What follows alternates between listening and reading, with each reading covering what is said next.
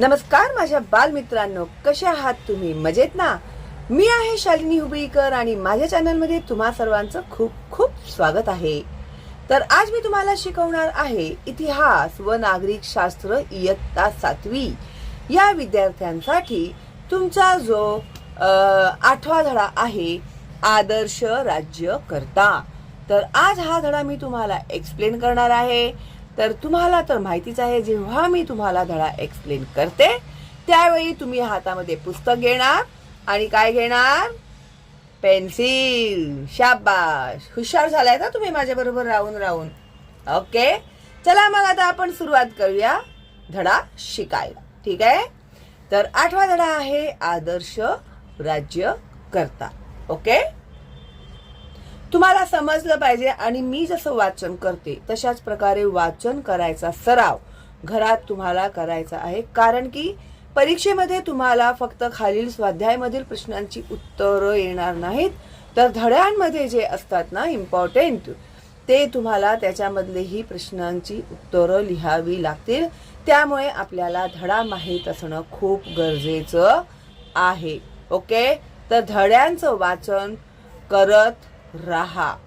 ठीक आहे. आणि मी हे जे असं वाचून दाखवते ना तुम्हाला, त्या हिशोबाने जर तुम्हाला काही अडचण येत आहे वाचनामध्ये तर तुम्ही माझे धडे बघू शकता. आणि मी कशा प्रकारे वाचन केलं आहे बघा, किती झूम केले मी आता तुमच्यासाठी, हो की नाही?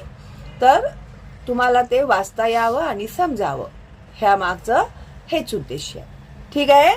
आणि नवीन आहात तुम्ही चॅनलवर, लवकर सबस्क्राईब करा, बेल आयकॉन टॅप करा, कारण की आपले पुढचे व्हिडिओ खूप महत्वाचे आहेत. टॉपर बनायचं आहे ना तुम्हाला? हा, मग लवकर करा. ठीक आहे. तर आता माझ्या विद्यार्थ्यांना मी शिकवत आहे, त्याबरोबर मी बोलली तसं मला स्पेशल वेळ नाही भेटत, म्हणून मी आता त्यांना शिकवतानाच तुम्हालाही शिकवणार आहे. ठीक आहे. तर स्वराज्य स्थापनेपूर्वी महाराष्ट्रावर आदिलशाही, सिद्धी, पोर्तुगीज आणि मुघल या सत्तांचे वर्चस्व होते आणि हा प्रश्न परीक्षेमध्ये विचारला जातो. ठीक आहे. काय येतो प्रश्न? स्वराज्य स्थापनेपूर्वी महाराष्ट्रावर कोणाच्या सत्तांचे वर्चस्व होते? तर त्याचं उत्तर आहे हे. ठीक आहे. 99% हा प्रश्न परीक्षेमध्ये विचारलाच जातो, लक्षात ठेवा. ठीक आहे. तर स्वराज्य स्थापनेपूर्वी म्हणजे शिवाजी महाराज आपल्या महाराष्ट्राचे राजा होण्याच्या पूर्वीची ही गोष्ट आहे. ठीक आहे. तर त्यावेळी आदिलशाही, सिद्धी, पोर्तुगीज आणि मुघल या सत्तांचे वर्चस्व होते. या सत्तांविरुद्ध शिवाजी महाराजांनी संघर्ष केला. आता बघा, स्वराज्य स्थापनेपूर्वी शिवाजी महाराजांनी कोणत्या सत्तांविरुद्ध संघर्ष केला, असाही प्रश्न तुम्हाला परीक्षेमध्ये विचारला जाऊ शकतो. तर त्याचं उत्तर हेच येणार आहे. समजलं? 4 नावं लक्षात ठेवा: आदिलशाही, सिद्धी, पोर्तुगीज आणि मुघल. ह्यांचं वर्चस्व म्हणजे ह्यांचा अधिकार होता. ठीक आहे. असं. तर हे सर्व प्रकारच्या प्रतिकूल परिस्थितीस सामोरे जाऊन, प्रतिकूल म्हणजे कठीण परिस्थिती, प्रतिकूल म्हणजे कठीण परिस्थितीस सामोरे जाऊन त्यांनी स्वतंत्र व सार्वभौम असे स्वराज्य स्थापन केले. ठीक आहे. या स्वराज्याच्या राज्य कारभाराची व्यवस्था लावून दिली, स्वराज्याचे सुराज्य केले. आता बघा, ह्या लोकांशी लढा देऊन, कठीण संघर्ष करून शिवाजी महाराजांनी आपल्या स्वराज्याचे स्थापन केले. ठीक आहे. आता नुसतं राजा झालं तर झालं का काम आपलं? नाही. राजा झाल्यानंतर किती जबाबदारी वाढली त्यांची. प्रजेला बघा, सैनिक बघा, उलट बाहेरच्या शत्रूंशी पण आपल्या राज्याला वाचवा. आणि राजा का बनले? ते त्यांना आवड होती का? हा, मी महाराष्ट्रासाठी एवढं सगळं केलं तर मीच राजा झाला पाहिजे.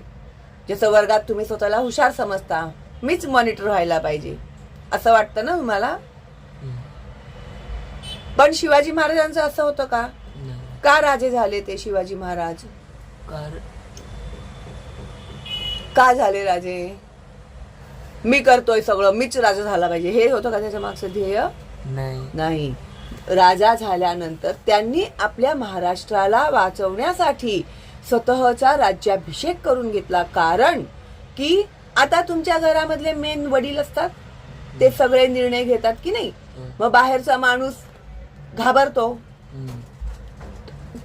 तुला काय बोलायचं असेल तर तो विचार करूनच करणार आधी वडिलांचा. अरे बाबा, ह्याला काय मी बोललो तर याचे वडील येतील, भांडतील माझ्या बरोबर किंवा ओरडतील, असं भीती असते की नाही.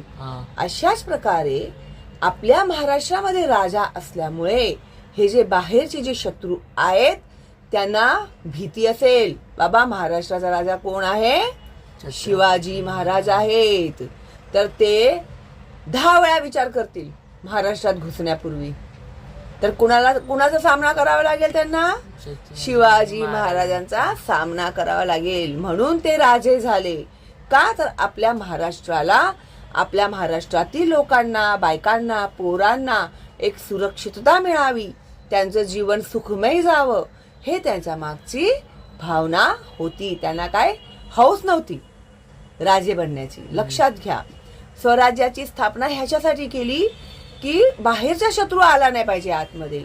एक राजा असला ना की एक वेगळीच भीती असते लोकांच्या मनामध्ये. जसं तुमच्या घरी वडील आहेत, जशी लोक घाबरतात तुमच्याशी काय बोलायचं, तसेच राजे आपल्या प्रजेची रक्षा करतात. तुम्हाला समजावं म्हणून अतिशय सोपं असं उदाहरण मी तुम्हाला दिलेलं आहे. ओके.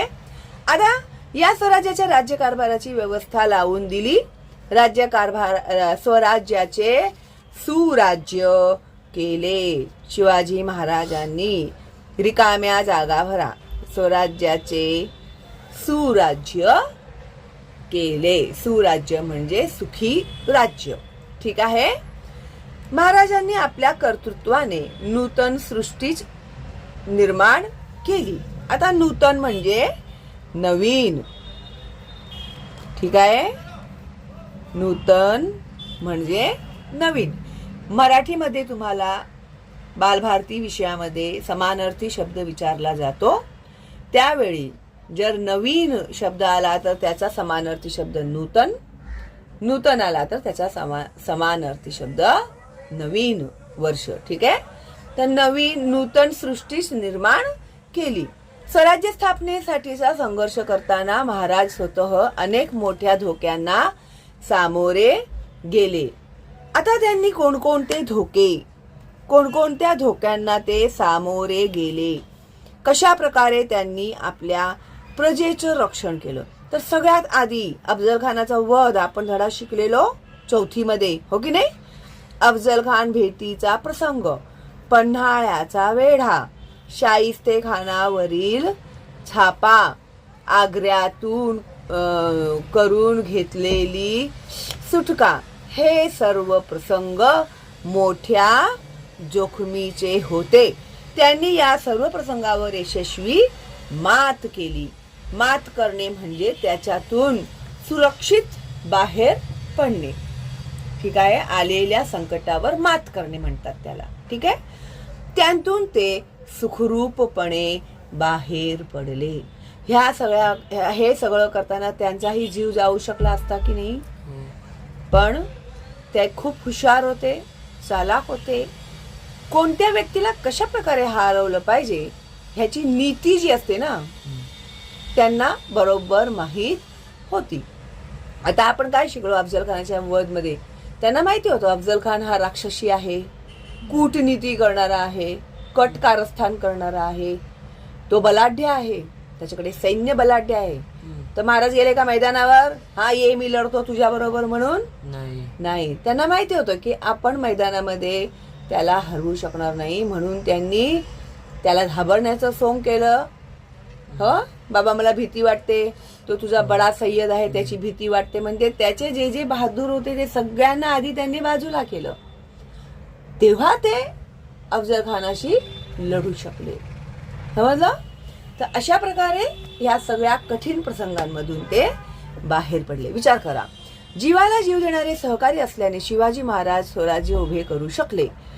मैत्रीचे महत्व सांगणाऱ्या विविध भाषांतील म्हणी वाक्प्रचार शोधा. उदाहरणार्थ, अ friend in need is a friend in deed. जो गरजेच्या वेळी कामाला येतो तोच खरा मित्र असतो. ठीक आहे. तर आता एक राजा म्हटल्यावरती एकटाच राजा संपूर्ण प्रजा बघू शकणार आहे का? नाही. तर त्याच्यासाठी राज्याचा कारभार सुरक्षितपणे चालावा यासाठी त्यांनी काय उभं केलं? स्वराज्य. स्वराज्याचं ते झालंच रे, पण स्वराज्याचा कारभार चालवण्यासाठी काय उभं केलं त्यांनी? शिकलो ना आपण. अष्टप्रधान मंडळ. शाबाश.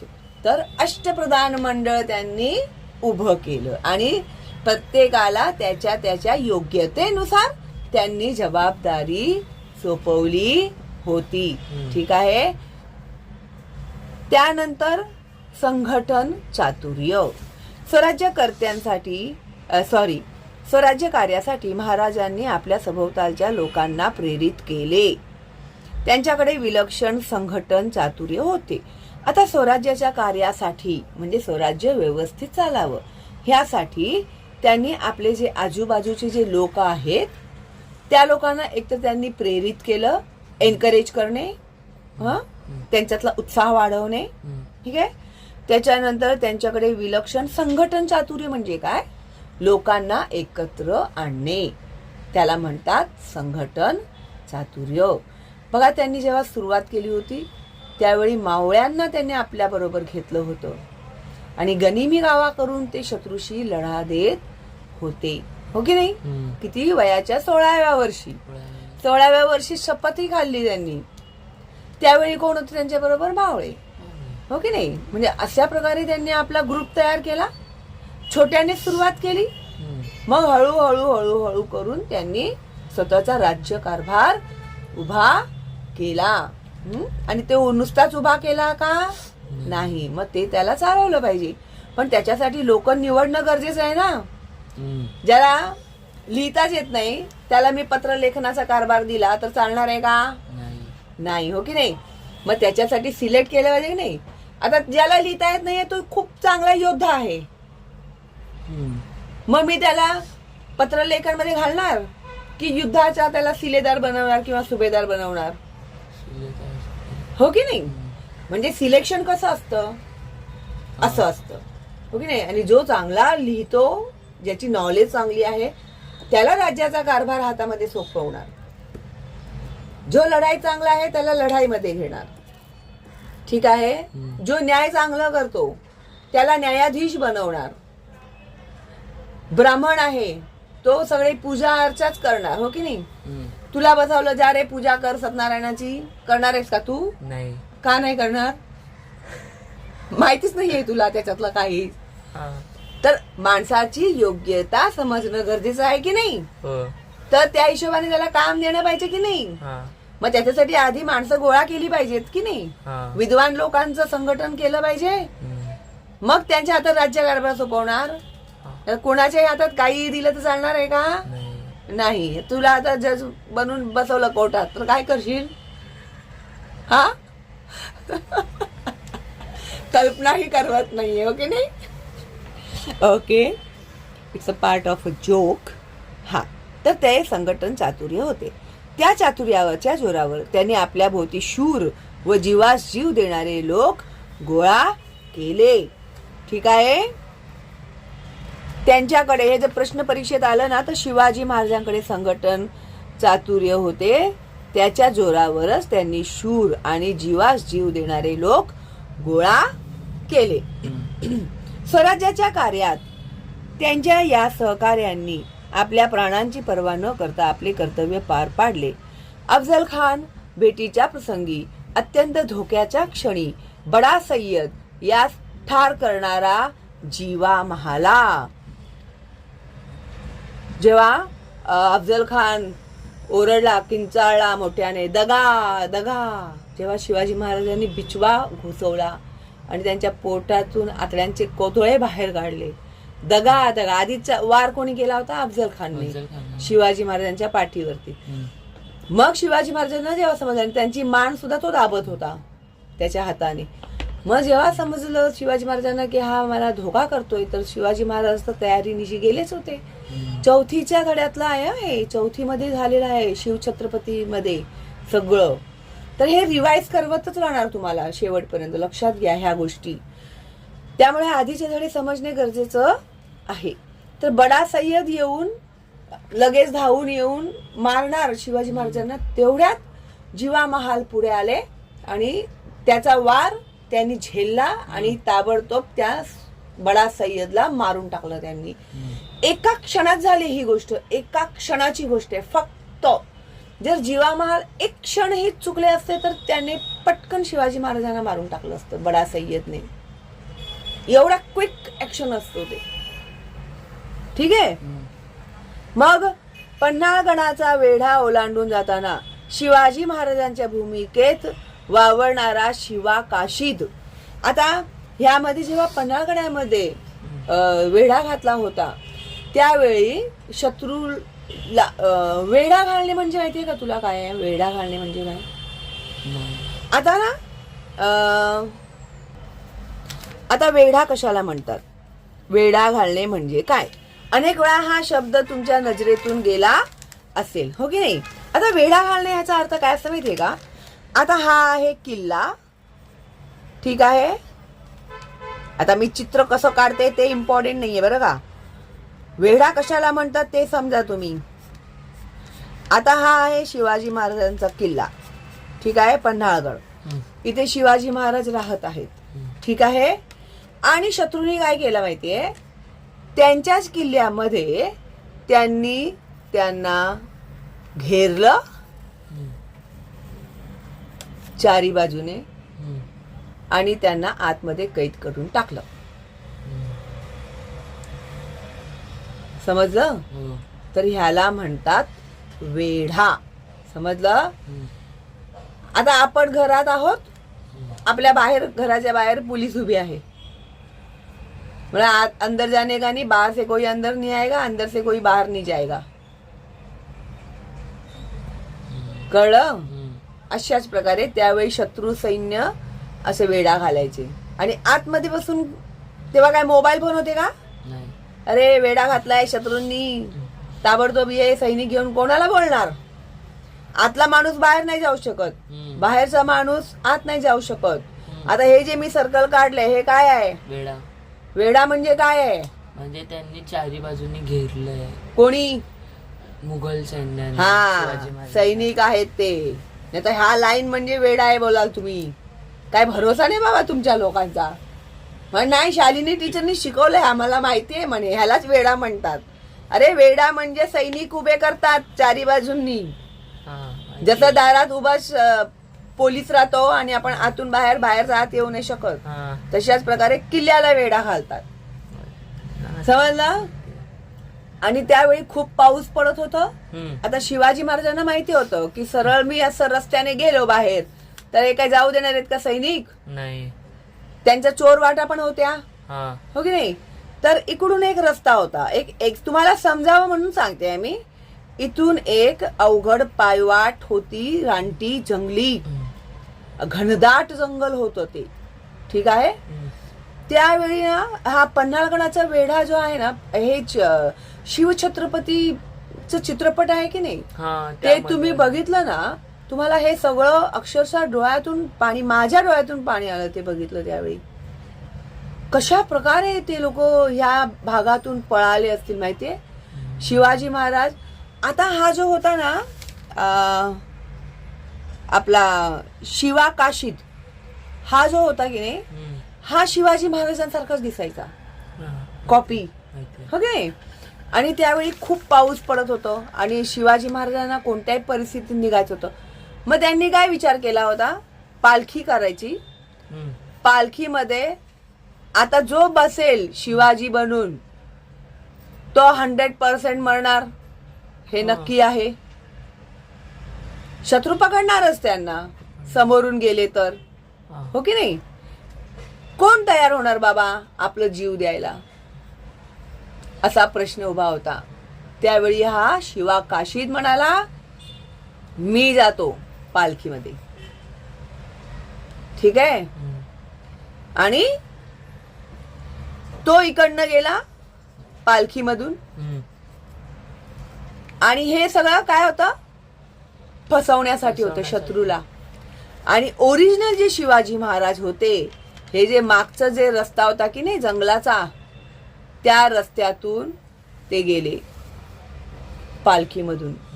आणि ही वाट एवढी अवघड होती, जंगली जनावरांनी भरलेलं, शिवाय ते पाऊस खूप पडत होता.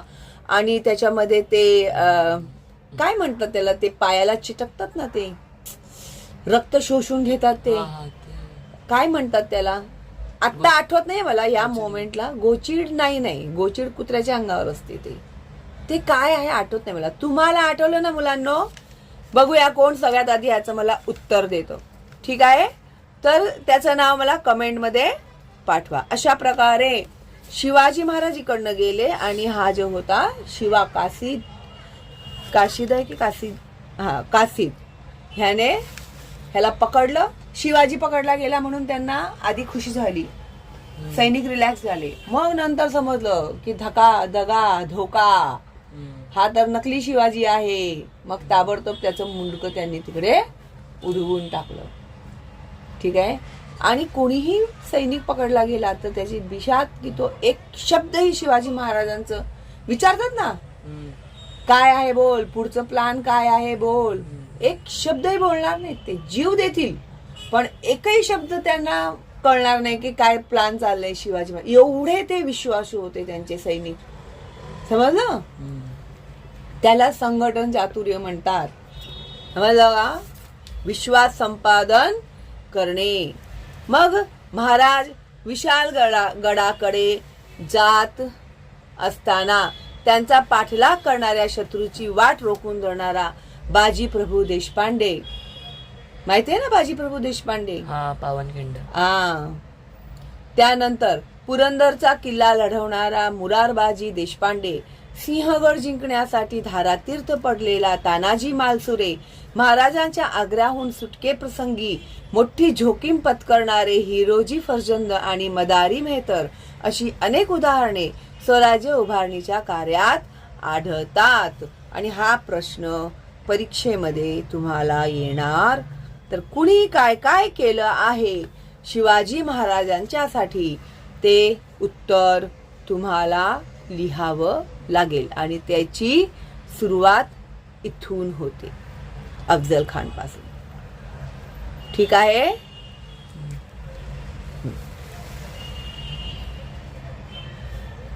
त्यानंतर महाराज आपल्या सहकार्यांची काळजी घेत असत. आता महाराज सुद्धा त्यांच्या सहकार्यांची तेवढीच काळजी घेत असत. सहकारी याचा अर्थ असा असतो त्यांच्या बरोबर कार्य करणारे लोक. ठीक आहे. सहकारी ते सुद्धा त्यांची काळजी घेत असत. आता शिवाजी महाराज कशा प्रकारे त्यांची काळजी घेत असत, हाही प्रश्न येतो परीक्षेमध्ये. ठीक आहे. तर स्वराज्य स्थापनेच्या कार्यात कान्होजी जेधे हे त्यांच्या बरोबर आरंभापासून होते. उतारवयी ते आजारी पडले त्यावेळी महाराजांनी त्यांना औषधोपचारात कोणत्याही प्रकारचा हयगय करू नये असे सांगितले. ठीक आहे. त्यांच्या बरोबर काम करणारे जे होते त्यांचं नाव आहे कान्होजी जेधे. ठीक आहे.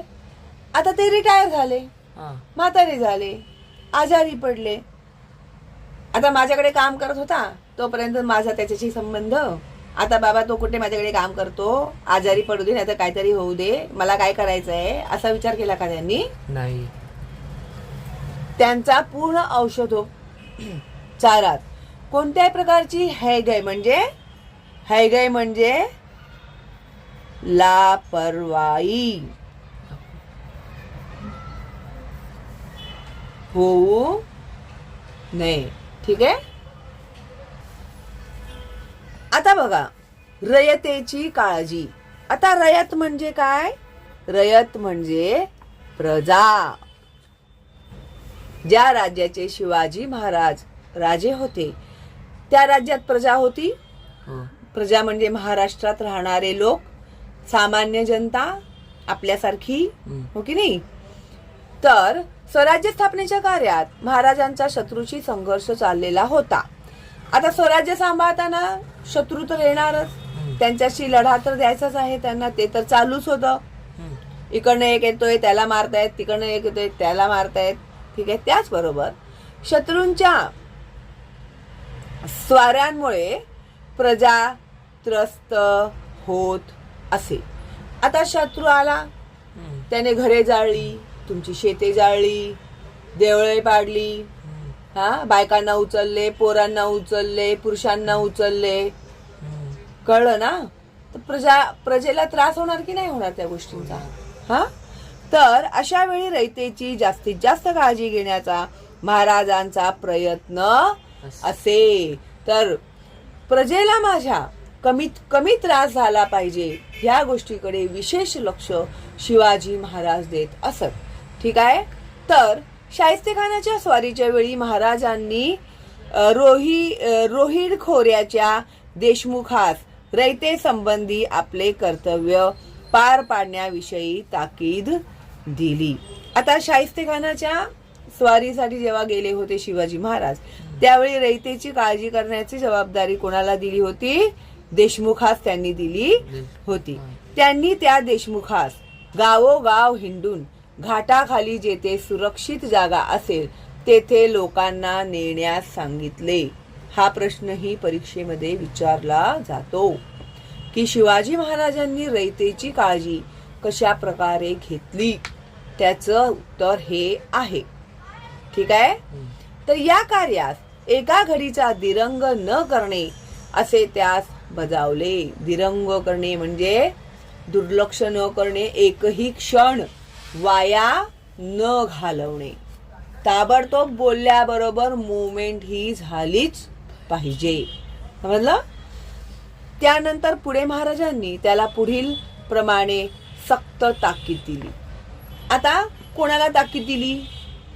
जबाबदारी कोणाला दिलेली? देशमुखाला दिली होती.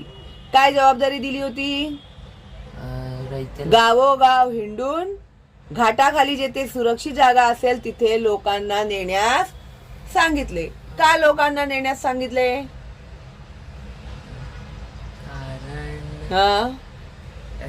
ते शत्रू लोक त्यांना त्रास देत होते, हो की नाही? प्रजेला त्रास देत होते. हे जे काही संघर्ष होत होता त्याच्यामध्ये प्रजेला खूप त्रास होत होता, म्हणून त्यांना सुरक्षित ठिकाणी हलवण्याची जबाबदारी शिवाजी महाराजांनी देशमुखास दिली. आता हे जे ताकीद त्यांनी देशमुखाला दिलेली आहे ते खूप महत्वाचं आहे. जर रयतेची अशी काळजी घेतली नाही तर मुघल सैन्य येईल, लोकांना कैद करेल आणि त्याचे पाप तुमच्या माथी बसेल.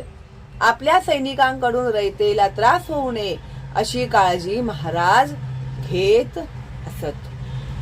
आपल्या सैनिकांकडूनही जनतेला त्रास होता कामा नये ह्याचीही काळजी शिवाजी महाराज घेत असत. तर काही सैनिक काय असतील? एक उदाहरण देते मी समजण्यासाठी म्हणून. आता गेले सैनिक आहे, बाजारात गेले, आता एक फळ विकतोय, प्रजेचा माणूस गेला आणि त्याने असे थैलीमध्ये फळं भरली, घेतला आणि निघून गेला आणि त्याचा मोबदला नाही दिला. हा त्रासच झाला ना सैनिकांकडून. आता राजाचा सैनिक म्हटल्यावर तो काय बोलू शकतो का? नाही बोलू शकत समोरचा माणूस. तर ह्या अशा प्रकारच्या गोष्टी सुद्धा नाही झाल्या पाहिजेत. ह्या गोष्टींवर सुद्धा शिवाजी महाराजांचं पूर्ण लक्ष होतं की आपल्या पोझिशनचा फायदा कुणीही घ्यायचा नाही. कोणत्याही परिस्थितीत प्रजेला त्रास होता कामा नये. आणि सगळीकडे त्यांचे जासूस फिरत असायचे. जर तू छावा पिक्चर बघितला असेल त्याच्यामध्ये बहिर्जी नाईक कसे ते जासूसी करत होते आणि कसे खडा माहिती म्हणजे एक एक माहिती ते आणून द्यायचे शिवाजी महाराजांना, वेस पालटून कळलं. आता लष्कर विषयी धोरण. आता लष्कर म्हणजे सैनिक वगैरे असतं की नाही. आता प्रत्येकावर लक्ष ठेवलं पाहिजे, हो की नाही? त्याच्यासाठी त्यांनी ते अष्टप्रधान मंडळ उभं केलं होतं की नाही. पण असं पण नव्हतं की चल आता अष्टप्रधान मंडळ बघताय त्याचं काम, आपण निश्चिंत असं होतं का? नाही. नाही. जातीने शिवाजी महाराज प्रत्येक गोष्टीकडे लक्ष देत असत. सगळे आपापली कामं आपापली जबाबदारी व्यवस्थित पार पाडत आहेत की नाही ह्या गोष्टीकडेही ते बारीक लक्ष देत असत. समजलं? तर आता लष्कर विषयक धोरण काय होतं? महाराजांच्या लष्करात शिस्त कडक होती. हा खूप इम्पॉर्टंट आहे. IMP करून टाका पॅरेग्राफच. महाराजांच्या लष्कराची शिस्त कडक होती. तर महाराजांच्या लष्कराची शिस्त कडक होती. सैन्यास वेळच्या वेळी वेतन दिले जावे. वेतन म्हणजे पगार. शिवाजी महाराज आधी कसं होतं? जागीर वतने देत होते, पण त्यांनी ते सगळं पद्धत बंद केली. ते बोलले पगार द्यायचा सरळ महिन्याला. ठीक आहे. त्या वेळच्या वेळी त्या लोकांना वेतन दिले जावे याबाबत त्यांचा कटाक्ष होता. त्याच्यामध्ये दुर्लक्ष केलं नाही पाहिजे. ताकीद दिलेली होती एकदम की डेट टू डेट त्यांना पगार भेटलाच पाहिजे सैनिकांना. ठीक आहे. त्यांनी सैनिकांना वेतन रोख रकमेत देण्याची व्यवस्था केली. मध्ययुगीन भारतात ठिकठिकाणच्या राजवटींमध्ये आणि इतरत्र सैनिकांना रोख वेतनाऐवजी जागीर देण्याची पद्धत होती.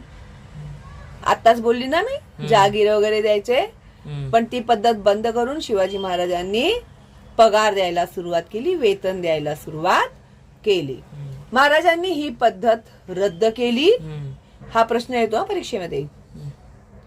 त्यांच्या मोहिमा जेव्हा शत्रूच्या प्रदेशात जात तेव्हा सैनिकांस जे काही मिळेल ते सर्व सरकारात जमा करण्यासंबंधी लष्करास ताकीद होती. आता एखाद्या शत्रूच्या प्रदेशात गेले, लढाई बिडाई केली, तिकडे लुटपाट केली, शत्रूचं सोना चांदी हिरे जे काही हत्यारे असतील जे काय भेटेल तिकडे, तर ते सैनिक लोकांनी घरी घेऊन जायचं का? नाही. तर एक एक वस्तू कुठे जमा करायची? सरकारात जमा करायची ताकीद त्यांना दिलेली होती. है ना? चलो लूट का माल है, आपण घर पे लेकर जाएंगे, नहीं, सरकार जमा होगी. मोहिमेमध्ये पराक्रम केल्याबद्दल सैनिकांचा मान सन्मान केला जात असे. लढाईत जे सैनिक मृत्यू पावत त्यांच्या कुटुंबियांच्या उदरनिर्वाहाची काळजी घेत असत. असं नाही की सैनिक मेला आता ते त्यांचं बघून घेतील असं होतं का शिवाजी महाराजांचं? नाही. तर त्यांचं पूर्ण फॅमिलीची जबाबदारी. उदरनिर्वाह म्हणजे त्यांचं राहणं खाणं पिणं कपडे लत्ते प्रत्येक गोष्टीची, त्यांच्या मुलांची बायकांची त्यांच्या घरातील वडीलधाऱ्या लोकांची सगळ्यांची काळजी शिवाजी महाराज घेत असत. समजलं? त्यानंतर जखमी सैनिकांचीही काळजी घेत असत. लढाईत शरण आलेल्या किंवा कैद झालेल्या शत्रू सैनिकांना ते चांगली वागणूक देत असत. आता बघ, सगळ्यात महत्वाचं आहे हे. आता लढाई करताय तुम्ही शत्रूशी, तर एखादा जो सैनिक असतो ना तो काय बोलणार की मी तुम्हाला शरण जातो, तुम्ही मला मारू नका. तो आला, त्याने सरेंडर केलं, त्याला पकडलं शिवाजी महाराजांच्या सैनिकांनी, त्याला घेऊन आले कैद करून. ठीक आहे त्या सैनिकाला. तर आता त्या शत्रूच्या सैनिकांना सुद्धा शिवाजी महाराज चांगल्या प्रकारे वागणूक देत असत. जरी ते कैदी असले तरी त्यांना खाणं पिणं राहणं त्यांची सगळी व्यवस्था शिवाजी महाराज बघत असत. कळलं ना? पण छावा चित्रपटामध्ये जेव्हा त्यांनी आपल्या संभाजी महाराजांना कैद केलं होतं त्यावेळी त्यांनी त्यांची काय अवस्था केली, किती ते निर्दयीपणे वागले होते. जर बघितला असेल ना पिक्चर, बघितलायस का तू पिक्चर? कसं वागले त्यांनी, किती त्रास दिला त्यांना, दिला की नाही? थोडी पण जाणीव नव्हती त्या लोकांना ह्या सगळ्या गोष्टींची. ठीक आहे. तर शत्रू सैनिकांना सुद्धा ते चांगली वागणूक देत असत. नाही, शेवटी ती माणसंच आहेत ना. हा. कळलं? माहित आहे का तुम्हाला, पीक लावणी संचनी उगवणीच्या काळात युद्धाला तोंड फुटले तर शेतकऱ्यांच्या दैन्याला काही पारावार राहत नसे. आता पीक लावायचं असतं पावसाळ्याच्या आधी वगैरे, हा. त्यावेळी जर समज सैनिकाचा हल्ला झाला हा. तर आता पीक बियाणं वगैरे घालायचं टाइम आहे हम्म. आणि त्याच वेळी जर शत्रूचा हल्ला झाला तर मग तो बिचारा शेती कसं करणार? तो त्याचा जीव वाचवणार की शेती करणार?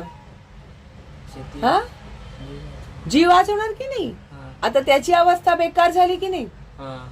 तर सैन्याच्या हालचाली पेरणीच्या कामात आड तर येतच, पण सैनिक उभी पिकेही काही वेळा कापून नेत अथवा नष्ट करत, किंवा उभी असलेली पीक हम्म. शत्रू सैनिक यायचं इथं कापून घेऊन जात असे, नष्ट करत असे, जाळून टाकत असे, हम्म. काही करू शकतात ना शत्रू.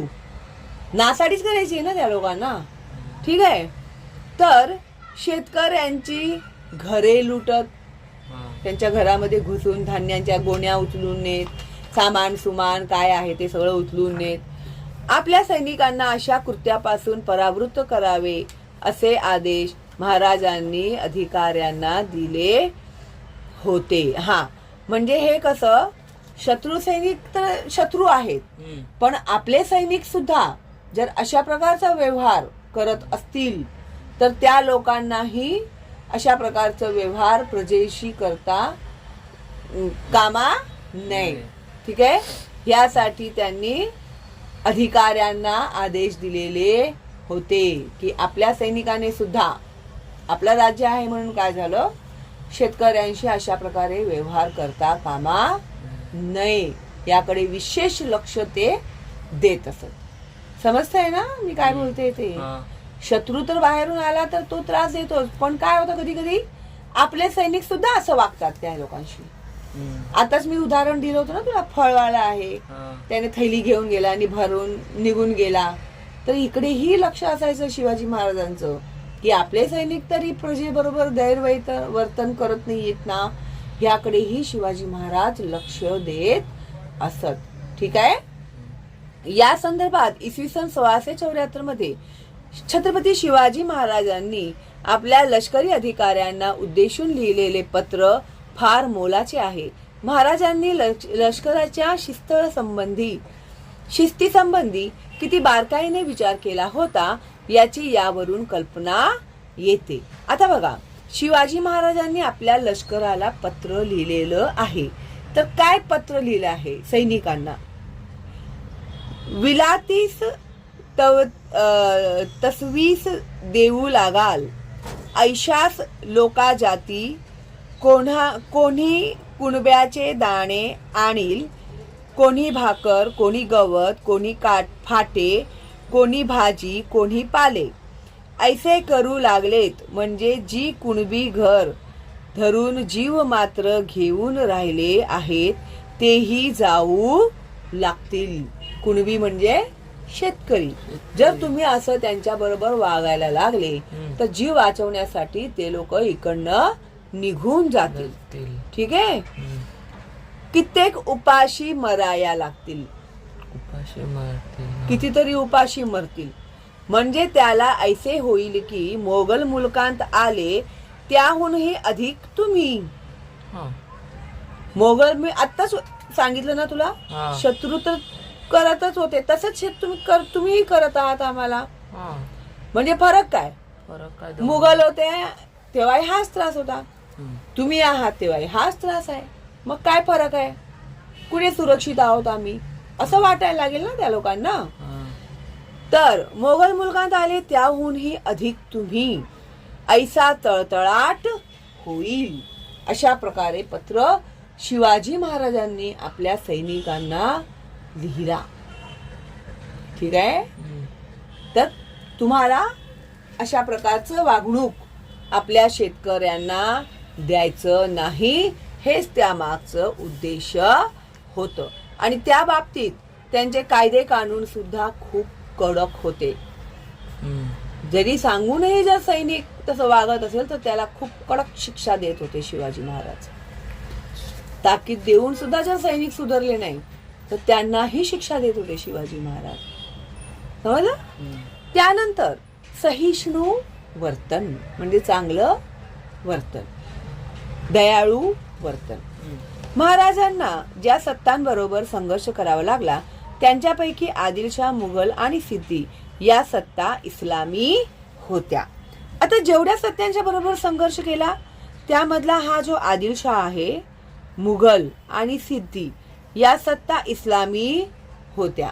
इस्लामी म्हणजे मुस्लिम, मुसलमान होते हे लोक. ठीक आहे.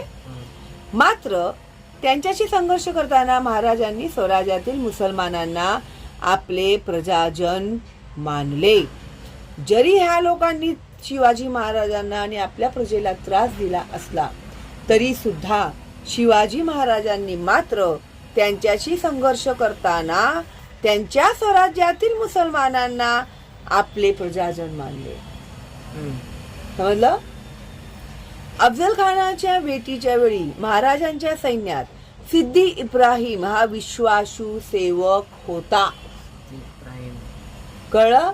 आता हा प्रश्न कसा येतो माहिती का परीक्षेमध्ये, की शिवाजी महाराज जातीभेद करत नव्हते कोणताही. त्याचं एक उदाहरण द्या तर हे त्याचं उदाहरण आहे. सिद्दी हिलाल हा महाराजांच्या मी खाली खाली चालली ते दिसत नाही. हे बघा, सिद्दी इब्राहिम हा विश्वासू सेवक होता. सिद्दी हिलाल हा महाराजांच्या सैन्यातील कोण होता? सरदार होता. त्यांच्या विश्वासातील माणूस होता. स्वराज्याच्या आरमारात दौलत खान हा महत्वाचा अधिकारी होता. हे त्याचं उत्तर येणार. आणि कसं होतं आता आहेच ते, पुढे तेच सांगणार होती मी, पण धड्यातच आहे तर तेच एक्सप्लेन करते. महाराजांचे धार्मिक धोरण सहिष्णू होते. धर्माबद्दल शत्रूकडून एखादा प्रदेश जिंकून घेतला असता तेथील मुस्लिम धर्मस्थळांना आधीपासून प्राप्त असलेल्या सोयी सवलतीत ते तशाच चालू ठेवत. आता मुघल येऊन आमची मंदिर देऊळ बिऊळ पाडत होते, पण जर ह्यांनी एखादा प्रदेश जिंकला शिवाजी महाराजांनी तर त्यांनी त्यांच्या देवस्थानांना तेवढाच सन्मान दिला जेवढा आपल्या देवस्थानांना आपण सन्मान देतो. तिकडचा जसा कारभार चालू आहे तसाच त्यांनी तो चालू ठेवला. असं बोलले का ते, हे आता तुम्ही लोकांनी मस्जिदमध्ये जायचं नाही, नमाज पडायचा नाही, असं कधी बोलले का ते? नाही. त्यांच्या धर्मकार्यात त्यांनी कधीही अडथळा आणला नाही. बघा म्हणजे किती उच्च होते त्यांचे विचार, किती चांगले माणूस होते ते. त्यांच्या सहिष्णू धार्मिक धोरणाबद्दल समकालीन इतिहासकार खाफी खान लिहितो, शिवाजीने आपल्या सैनिकांसाठी असा सक्त नियम केला होता की मोहिमेवर असताना मशिदीला धक्का लावू नये. बघा, एक मुस्लिमने लिहिले आहे, मुस्लिम माणसाने लिहिलेलं आहे की खाफी खान याने काय लिहिलं शिवाजी महाराजांबद्दल, तर त्यांनी आपल्या सैनिकांना सक्त नियम केला होता की मोहिमेवर असले तरी सुद्धा मशिदीला धक्का लागू नये. कुराणची एखादी प्रत हाती पडल्यास तिला पूज्य भाव दाखवून ती मुसलमान व्यक्तीच्या स्वाधीन करावी. कुराण शरीफ त्यांचं पवित्र ग्रंथ आहे, जसं आपलं भगवद्गीता आहे, रामायण आहे, त्यांच्यासाठी पवित्र ग्रंथ आहे कुराण शरीफ. आता मुघलांच्या ह्याच्यात गेलीत तुम्ही तर जर तुमच्या हाती कुराण शरीफ लागला तर त्याची विटंबना करायची नाही, त्याचा अपमान करायचा नाही, डिसरिस्पेक्ट करायचं नाही. त्यांना विथ रिस्पेक्ट जे कोणी मुस्लिम असेल तिकडे त्यांच्या हाती ते स्वाधीन करायचं, ही ताकीद ते द्यायची. समजलं? आणि हे कोणी लिहिलं आहे? खाफी खान याने शिवाजी महाराजांच्या सहिष्णू धोरण बद्दल लिहिताना त्याने हे लिहिलेलं आहे. हे थोडं एकदा नोट डाऊन करून ठेवा. मोस्टली जर परीक्षेमध्ये विचारलं गेलं तर तुम्हाला ते लिहिता आलं पाहिजे, किंवा रिकाम्या जागामध्ये सुद्धा हा प्रश्न येऊ शकतो. ठीक आहे. तर खाफी खान हे नाव लक्षात ठेवा. स्वातंत्र्याची प्रेरणा. शिवाजी महाराजांच्या स्वराज्य स्थापनेच्या प्रयत्नात एक वेगळे मूल्य आहे. ते मूल्य स्वातंत्र्याचे आहे. दुसऱ्या कोणत्याही सत्तेचे वर्चस्व मानता आपले स्वतंत्र व सार्वभौम अस्तित्व ठेवणे हा हेतू त्यामागे होता. आता बघा, कोणत्याही सत्तेचे वर्चस्व न मागता, अधिकार, वर्चस्व म्हणजे अधिकार न मानता आपले स्वतंत्र व सार्वभौम अस्तित्व ठेवणे. आपल्या प्रजेला आपलं आयुष्य जगण्याचं स्वातंत्र्य आहे. सार्वभौम मीन्स प्रत्येकाला आपल्या हिशोबाने जगण्याचा अधिकार असणे. ठीक आहे. हा हेतू त्यामागे होता.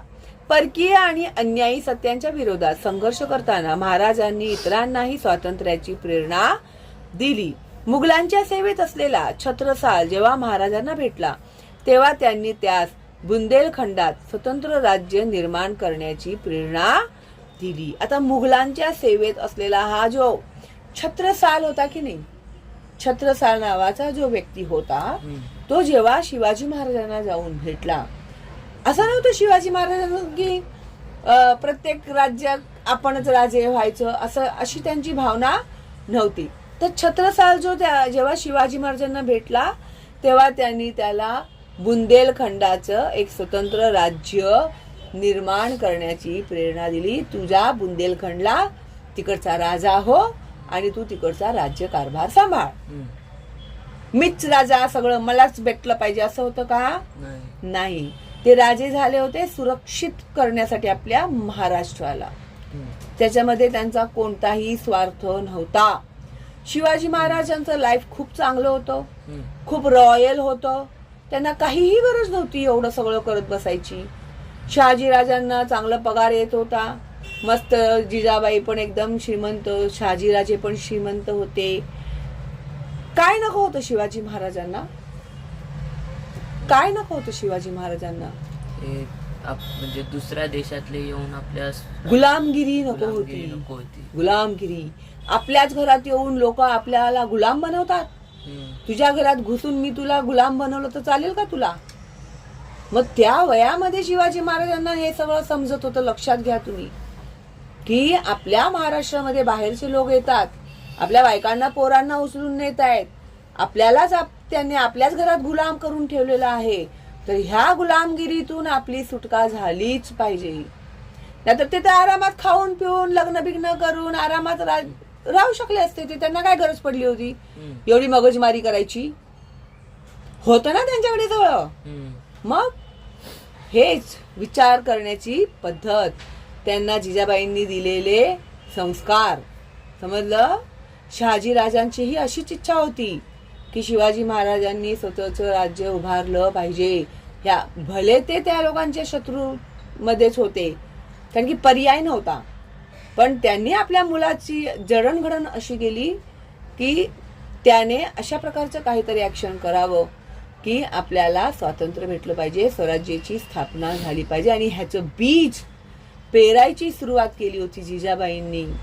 शहाजीराजांनी सगळं शिक्षण दिलं होतं त्यांना. वयाच्या 7व्या वर्षापासून त्यांचं काहीतरी ते एज्युकेशन स्टार्ट झालं होतं. कोण होते त्यांचे गुरु त्यांना शिकवणारे?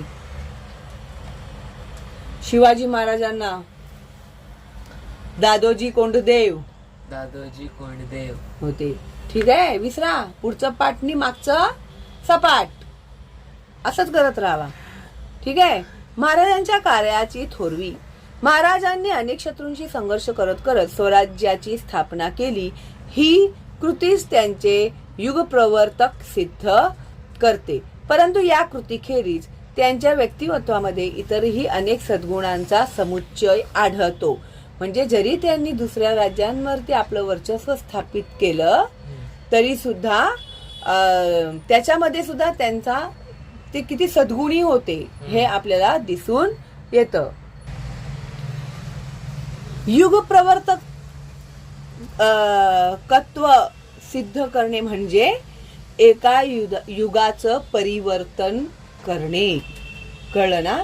जे गुलामगिरीने हाल अपेष्टेमध्ये सगळे जगत होते त्याच्यामध्ये पूर्णपणे त्यांनी परिवर्तन आणलं आणि प्रजा सुखी झाली. जर शिवाजी महाराज अजून काही वर्ष जगले असते ना तर हे ब्रिटिश आलेच नसते आपल्या देशामध्ये. त्यांना बरोबर माहिती होतं की हे व्यापाराच्या नावाखाली आपल्या भारतात घुसण्याचा प्रयत्न करत आहेत.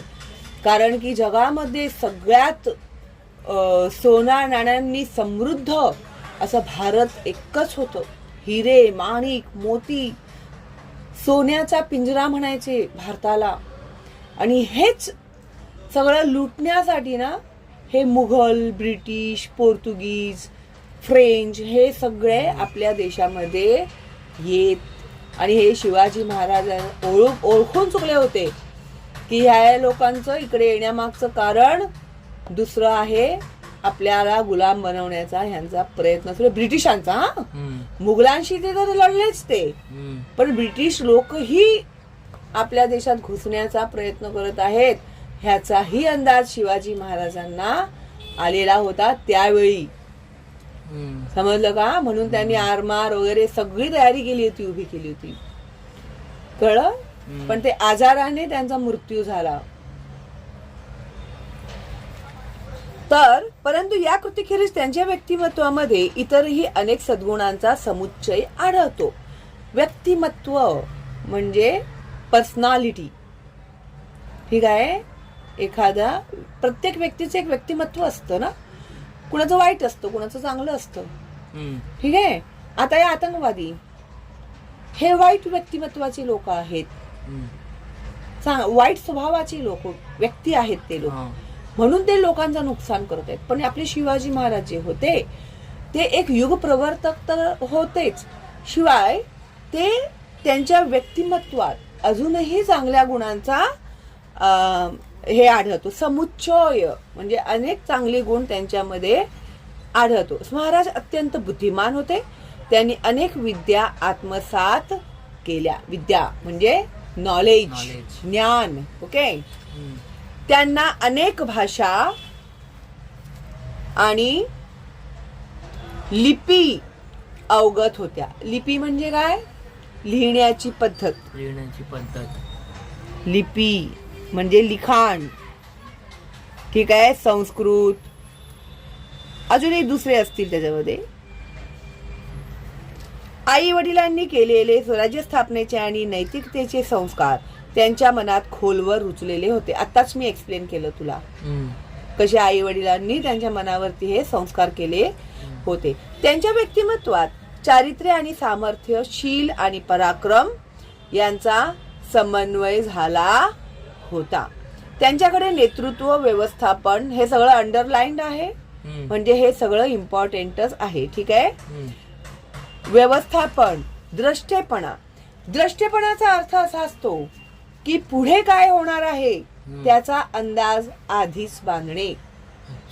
तर जसं अफजल खानाला भेटायला जाणार होते, त्यांना माहिती होतं हा कपटी आहे, कुटीला आहे, कट कारस्थान करणारा आहे.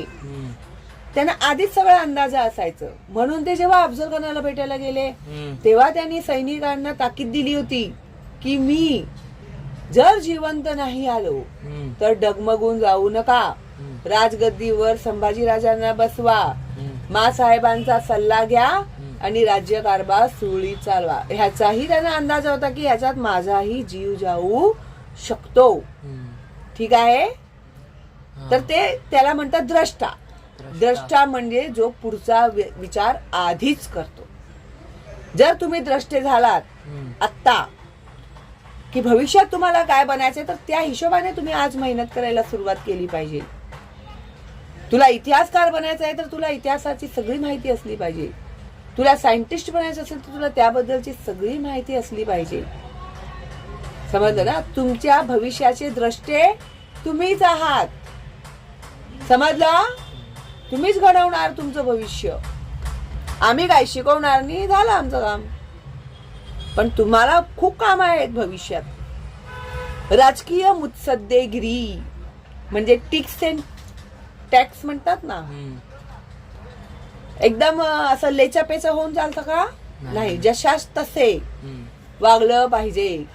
ठीक आहे. हे मुलकी आणि लष्करी प्रशासनाविषयीचे प्रभावी धोरण. मुलूक म्हणजे जिकडे लोक राहतात त्यांच्या भागातलं जे एरिया आहे तो, आणि तिकडचं लष्करी प्रशासन विषयीचे प्रभावी धोरण, तिकडचे सैनिक कशा प्रकारे त्यांचं रक्षण करील ह्याचं. ठीक आहे. त्यानंतर सत्य आणि न्याय यावरील निष्ठा, हम्म. कोणावरही कधीच त्यांनी अन्याय केला नाही. एवढा इतिहास झाला, एवढं तुम्ही ऐकता शिवाजी महाराजांबद्दल. कधीतरी तुम्हाला असं वाटलं का की त्यांनी अन्याय केलेला आहे कुणावर? पण नाही, कधीच कुणावर अन्याय नाही केले. इवन जेव्हा मुघलांचं राज्य त्यांच्या ताब्यात यायचं तेव्हा सुद्धा आपले जे सैनिक होते ना ते म्हणजे असे पिसाळलेले की आपल्या बायका पोरांना ह्या लोकांनी खूप छळ केलाय, खूप त्रास दिलेला आहे. तर आता त्यांचं राज्य आपल्या ताब्यात आला तर आपण सुद्धा आता त्यांच्या बायका पोरांना छळ करणार, त्रास देणार, अशी उद्रेक त्या लोकांच्या मनामध्ये आली होती. त्यांच्या बायकांना उचलल्या, त्यांच्या पोरींना उचलल्या आपल्या सैनिकांनी. म्हणजे खुन्नस ना, बदला घ्यायची. त्यावेळी शिवाजी महाराजांनी त्या लोकांना थांबवलं, रोखलं, बोलले की नाही, मग त्यांच्यात आणि तुमच्यामध्ये काय फरक? जरी त्या मुघलांच्या असल्या बायका तरी त्या लोकांना तोच सन्मान भेटेल जो आपल्या घरी आपण आपल्या आया बहिणींना सन्मान देतो. तो सन्मान त्या बायकांना, त्या पोरींना, त्यांच्या मुलांना भेटला पाहिजे. तुम्ही अजिबात अशा प्रकारची म्हणजे भावना आणि अशा प्रकारचे विचार करणं सुद्धा पाप आहे. त्या निर्दोष आहेत, त्यांचा त्याच्यामध्ये काहीही दोष नाही. तुमच्या आया बहिणींप्रमाणे तुम्ही त्यांची रक्षा करा, त्यांचं संरक्षण करा आणि त्यांना सन्मान द्या. अशा प्रकारची ताकीद त्यांनी त्यांच्या सैन्याला दिली. तेव्हा त्यांच्या सैन्यांचे डोळे उघडले की अरे आपण काय करतोय, आपण इथेच करतोय ना, म्हणजे आपल्याला त्या गोष्टीचा किती त्रास झाला ना. मग आपण जर त्या बायकांच्या बरोबर असं वागलो तर हे खूप मोठं पाप आहे, ह्याची जाणीव त्यांनी करून दिली. समजलं का? म्हणजे किती मोठी गोष्ट आहे ही, लक्षात ठेवतो. पेटले होते सैनिक सूड बुद्धीने, त्यावेळी त्या लोकांना मार्गदर्शन करणं खूप गरजेचं होतं. तेव्हा शिवाजी महाराजांनी त्यांना मार्गदर्शन केलं. मग त्यांना समजलं की त्यांची काय चुकी आहे. समजलं? त्यानंतर सर्वांना समान वागणूक देण्याची वृत्ती. तो कोणीही असू दे, मग कोणत्याही जातीचा असू दे, कोणत्याही धर्माचा असू दे. त्यानंतर भावी गोष्टीचा आराखडा तयार ठेवण्याचे नियोजन म्हणजे प्लॅनिंग करणे. आता भविष्यात काय त्या गोष्टीचं प्लॅनिंग करणं, व्यवस्थित आढावा घेणे, म्हणजे कसलं सिच्युएशन आहे आणि आता काय केलं पाहिजे असं. ठीक आहे. नियोजित प्रकल्प तडीला नेण्याचे कौशल्य. प्लॅन करून होणार आहे का सगळं? नाही. मग ते तडीलाही न्यायचं, सक्सेस करायचं, त्याला ते कौशल्य होतं त्याच्यामध्ये त्यांचं. ठीक आहे. फक्त प्लॅनिंग करून हा त्याला झालं प्लॅन, बसले आपले, नाही, मग ते सक्सेस ही केलं पाहिजे. ठीक आहे. त्याच्यानंतर संकटात खचून न जाता उफाळून येण्याचा निर्धार. आता संकट आलं, किती संकट आलं त्यांना. पन्हाळगडामध्ये वेढा दिला, अफजल खानांशी वेढा, घाबरून पळून गेले का शिवाजी महाराज? नाही ना, सामना केला की नाही त्यांनी. तर खचून न जाता म्हणजे हिम्मत न हारता उफाळून येण्याचा निर्धार, त्याच्यातून बाहेर येण्याचा. त्याला औरंगजेबाच्या कैदेतून मिठाईच्या पेटाऱ्यात बसून ते कसे बाहेर आले होते, हो की नाही, मिठाईच्या पेटाऱ्यात बसून ते. तर अशा प्रकारे सदैव जागरूक राहण्याचा सावधपणा इत्यादी प्रकारचे असंख्य गुण शिवाजी महाराजांमध्ये होते. ठीक आहे. तर तुम्हाला जे आहे ना, थोडक्यात उत्तरे द्या, ह्याच्यामध्ये हा प्रश्न येणार.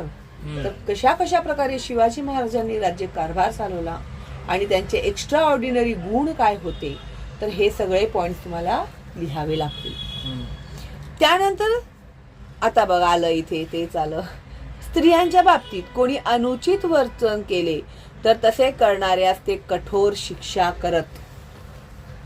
आत्ताच बोलली ना मी. हो. प्रजेतील शेतकरी, कारागीर, सैनिक, व्यापारी अशा सर्व घटकांची ते काळजी घेत. स्वधर्मातील व्यक्तीप्रमाणेच परधर्मातील व्यक्तींशी भेदभाव न करता आदर बाळगत. ठीक आहे. त्याच्यानंतर धर्मात गेलेल्या व्यक्तींना, परधर्मात गेलेल्या व्यक्तींना परत स्वधर्मात घेण्याला ज्या काळात विरोध होता त्या काळात त्यांनी अशा व्यक्तींना परत स्वधर्मात घेतले. हे सगळं इम्पॉर्टंटच आहे. हा पूर्ण पॅरेग्राफच इम्पॉर्टंट आहे. ठीक आहे. आता बघ, तर मुघलांचं राज्य म्हणून काही जे मराठी माणूस होते ते घाबरून त्यांनी मुस्लिम धर्म स्वीकारला किंवा समजते ख्रिश्चन धर्मात गेले. त्यावेळी असा होता, एकदा तू आपल्या धर्मातून गेलास परत तुला आपल्या धर्मामध्ये यायची परवानगी नाही. विरोध होता. ठीक आहे. तर त्यावेळी शिवाजी महाराजांनी परधर्मात गेलेल्या व्यक्तींना परत जर स्वधर्मात यायचं असेल तर त्यांनी परत त्यांना स्वधर्मात घेतला. ठीक आहे. इम्पॉर्टंट पॉइंट आहे हा. प्रसंगी त्याच्याशी स्वतःचे नाते जोडले. समुद्र पर्यटनास धार्मिक कारणावरून विरोध होता. त्या काळात त्यांनी सिंधुदुर्ग सारखे जलदुर्ग बांधले आणि आरमाराची निर्मिती केली. त्याच्यानंतर समुद्रावरून होणाऱ्या बाह्य आक्रमणांची दखल घेऊन त्यावरचा उपाय त्यांनी तयार ठेवला होता असा याचा अर्थ होतो. आता जो शत्रू होता त्याला जमिनीवरून तर येणं शक्य नव्हतं. सगळीकडे शिवाजी महाराजांचे सैनिक होते. आता त्यांच्याकडे एकच मार्ग होता, समुद्र मार्ग. त्यासाठी त्यांनी आरमार उभं केलं. आरमार उभं करणं म्हणजे समुद्री किल्ले बांधले, जलदुर्ग, आणि तिथे त्यांनी सैनिक आणि समुद्राच्या मार्गानेही शत्रू आपल्यावर हल्ला करू शकतो ह्याची सावधगिरी त्यांनी आधीच बाळगली आणि तिथे त्यांनी आरमार उभं केलं. ठीक आहे. ते राज्याभिषेकाद्वारे राज्याचे अधिकृत राजे बनले. त्यांनी एका राज्याभिषेकानंतर धार्मिक दृष्ट्या वेगळ्या प्रकारचा दुसरा राज्याभिषेक करून घेतला. त्यांच्या या सर्व कृती त्यांचे धार्मिक क्षेत्रातील क्रांतिकारत्व दर्शवणाऱ्या आहेत. ते राजे झाले, त्याचं मागचं कारण काय होता? दुसरा राज्याभिषेक करून घेतला म्हणजे त्यांनी प्रजेची पूर्णपणे जबाबदारी उचलली. ठीक आहे.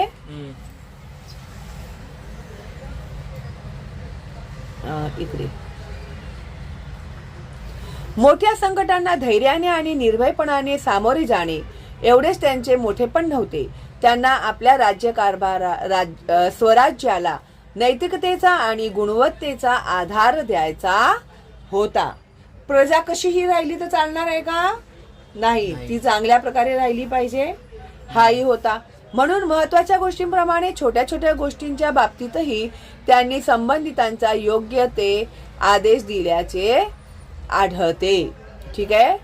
म्हणजे चांगल्या छोट्या छोट्या गोष्टींच्या बाबतही ते लक्ष देत होते आणि कुठे काही चुकी होत असेल तर ते बरोबर दुरुस्त करण्याचा आदेश ते देत होते. सैनिकांनी शेतकऱ्यांच्या शेतातील भाजी देखील जबरदस्तीने घेता कामा नये या अर्थाचा आदेश या दृष्टीने आदर्श आहे. त्यांनी झाडे तोडण्यावर घातलेली बंधनेही महत्वाची आहे. नॉर्मली एक्झाम मध्ये हा प्रश्न येतो. ठीक आहे. त्यानंतर विचार करा, वृक्ष संवर्धन करणे का गरजेचे आहे? हे तुम्हाला सायन्स मध्ये ही शिकवलेलं आहे. वृक्ष संवर्धन म्हणजे वृक्षांचं रक्षण करणे आणि जास्तीत जास्त झाडे लावणे का गरजेचे आहे. किल्ल्यावरील कचरा इकडे तिकडे कुठेही न टाकता परसात जाळावा आणि त्याच्या राखेवर भाजीपाला पिकवावा असा त्यांचा आदेश होता. आता किल्ल्यावरती फक्त राजेच राहत होते का? काम करणारी माणसं होती, सैनिक होते, कितीतरी लोक राहत होते किल्ल्यांमध्ये. मग कचरा होणार की नाही? मग तो कचरा इकडे तिकडे कुणीही टाकायचा नाही. ठीक आहे. आणि परसात जाळावा आणि त्याच्या राखेवर भाजीपाला पिकवावा. ते खत होतं ना, मग त्याचा भाजीपाला पिकवावा असा त्यांचा आदेश होता. ते राज्याची उभारणी करताना बारीक सारीक बाबींकडे किती लक्ष देत होते हे यावरून स्पष्ट होते. समजते ना? ते केवळ योद्धे नव्हते तर एका नव्या स्वतंत्र नीतिमान आणि सुसंस्कृत समाजाची निर्मिती करणारे शिल्पकार होते. शिवाजी महाराज कशाचे शिल्पकार होते तर ते एका नव्या स्वतंत्र नीतिमान आणि सुसंस्कृत समाजाची निर्मिती करणारे शिल्पकार होते. त्यांची थोरवी सर्वांगीण आहे. सांगा पाहू, तुमच्या परिसरातील कचऱ्याचे व्यवस्थापन कसे होते? कचऱ्याचे व्यवस्थापन करणाऱ्या यंत्रणेची नावे सांगा. आपल्या राष्ट्रीय चळवळीमध्ये महाराज हे एक मोठे प्रेरणास्थान होते. महात्मा ज्योतिराव फुले यांनी समतेच्या संघर्षामध्ये पोवाड्याद्वारे महाराजांची महती सांगितली आहे. रिकाम्या जागाभरामध्ये हा प्रश्न विचारला जातो. समजला? माहित आहे का तुम्हाला? महात्मा ज्योतिराव फुले यांनी छत्रपती शिवाजी महाराजांवर सन 1869 मध्ये एक पोवाडा केला. त्याचा काही भाग येथे दिला आहे. शिवाचा गजर जय नामाचा झेंडा रोविला, क्षेत्र्याचा मेळा माळ्याचा शिकार खेळला, माते पायी ठेवी डोई गर्व नाही काडीचा, आशीर्वाद घेई आईचा, आला बला घेई आवडता होतो जिजीचा, पवाडा गातो शिवाजीचा, कुळवाडी भूषण पवाडा गातो भोसल्याचा, छत्रपती शिवाजीचा. अशा प्रकारे त्यांनी पोवाडा लिहिला होता. लोकमान्य टिळकांनी शिवजयंती उत्सवाच्या माध्यमातून राष्ट्रीय जागृती केली. रिकाम्या जागा भरा. ठीक आहे? तर शिवजयंतीच्या उत्सवाच्या माध्यमातून राष्ट्रीय जागृती कोणी केली? एका वाक्यात येऊ शकतं किंवा रिकाम्या जागामध्ये सुद्धा येऊ शकतो. ठीक आहे? शिवचरित्राची महती सांगणारे पुस्तक लाला लजपतराय यांनी लिहिलेले आहे. हा पॅरेग्राफ इम्पॉर्टंट आहे. त्यानंतर तमिळ काव्याचे पितामह सुब्रमण्यम भारती यांनी शिवाजी महाराज हे आपल्या सहकार्यांना उद्देशून बोलत आहेत असा प्रसंग कल्पून काव्य रचना केली आहे. म्हणजे कविता तयार केली आहे. ठीक आहे? ते कसे पदोपदी मार्गदर्शन करायचे ना आपल्या लोकांना, त्याबद्दल त्यांनी कविता तयार केली आहे. विश्वकवी रवींद्रनाथ टागोर यांनी महाराजांवर एक दीर्घ कविता लिहिली आहे. महाराजांच्या राज्य साधनेच्या प्रयत्नांकडे ते थोर ध्येय साधनेचे प्रयत्न म्हणून पाहतात. सर यदुनाथ सरकार यांनी शिवाजी अँड हिज टाइम्स या ग्रंथात छत्रपती शिवाजी महाराजांच्या कार्याचा गौरव केला आहे. पंडित जवाहरलाल नेहरू यांनी महाराजांबद्दल असे म्हटले आहे की महाराज हे केवळ महाराष्ट्राचेच नव्हते तर ते साऱ्या राष्ट्राचे होते. त्यांचे आपल्या देशावर फार प्रेम होते आणि मानवी सद्गुणांचे ते साक्षात प्रतीक होते. प्रतीक म्हणजे उदाहरण. ठीक आहे? भारतातील सर्व भाषांमध्ये महाराजांची प्रेरणा आणि आदर्श सांगणारे साहित्य निर्माण झालेले आहे. शिवाजी महाराजांची ही स्वराज्य कार्याची आणि त्याचे सुराज्य रूपांतर करण्याची प्रेरणा भावी पिढ्यांनाही आदर्श राहील. शिवाजी महाराज एक थोर राष्ट्रपुरुष होते. रिकाम्या जागा भरा. ह्याच्यामध्ये आलं तर हे उत्तर येणार. ठीक आहे? राष्ट्रपुरुष कोण होते? शिवाजी महाराज. ठीक आहे? तर आता ह्याच्या मागे अशा प्रकारे आपला धडा झालेला आहे पूर्ण. त्यानंतर आहे ह्याच्या खालील प्रश्नांची उत्तरे. तर प्रश्नांची उत्तरे तुम्ही आहे ना शोधून धड्यातून शोधण्याचा प्रयत्न करा. सगळ्यात आधी धड्याचं वाचन करा. धड्यातून प्रश्नांची उत्तरे शोधा. उत्तरे तुम्हाला धड्यातच भेटतील. ठीक आहे? बघा इथे दिले बघा. पाठात शोधून लिहा. शिवाजी महाराजांच्या आयुष्यातील जोखमीचे प्रसंग कोणते होते? तर बघा मी जिकडे जिकडे इम्पॉर्टंट दिलेला आहे तुम्हाला हे बघा. जोखमीचे प्रसंग, अफजल खानाच्या भेटीच्या प्रसंगी हे सगळं दिले ना मी इम्पॉर्टंट. हेच आहे त्याचं उत्तर. समजलं? तर धड्यातूनच प्रश्नांची उत्तरे शोधायची आणि मग मी लिहिलेलं उत्तर बरोबर आहे की नाही मग ते तुम्ही चेक करू शकता. त्यावेळी जर तुम्हाला वाटल्यास तुम्ही गाईडचा वापर करू शकता. नाहीतर मुलं काय करतात, घेतलं गाईड, छापा, प्रश्न काय आहे माहिती नाही, उत्तर काय माहिती नाही, नुसतं वह्या भरण्याचं काम करत आहेत. मग परीक्षेमध्ये मार्क भेटतात 3, 4, 5. मग बोलणार, अरे मला एवढा कसं कमी मार्क पडला. अरे प्रश्न समजला नाही तर उत्तर काय खाक लिहिणार आहे तुम्ही, हो की नाही? त्यामुळे धडे वाचा, धड्यांचं वाचन करा, उत्तर धड्यातून शोधण्याचा प्रयत्न करा. ह्याच्या आधीच्या व्हिडिओमध्ये सुद्धा मी तुम्हाला सांगितलेलं आहे की कशा प्रकारे, आणि ह्या धड्याच्या खालील सुद्धा प्रश्नांची उत्तरं मी तुम्हाला सोडून देणार आहे पुढच्या व्हिडिओमध्ये. ठीक आहे, चला मग लाईक नाही केलं असेल तर करा आणि जास्तीत जास्त फॉरवर्ड करा, कारण की असे कितीतरी विद्यार्थी आहेत ज्यांना चांगल्या प्रकारे शिकवलेलं भेटत नाहीये. ठीक आहे, आणि मी स्वतः सुद्धा सर्च केलं आहे, कुठेही शिकवलेलं मला भेटलेलं नाही. म्हणून मी तुमच्यासाठी बघा आता 1 तासाच्या वर झाला, म्हणजे मी नॉन स्टॉप 1 तास बोलत आहे फक्त तुमच्यासाठी. ठीक आहे, चला ऑल दी बेस्ट तुम्हाला आणि बाय बाय.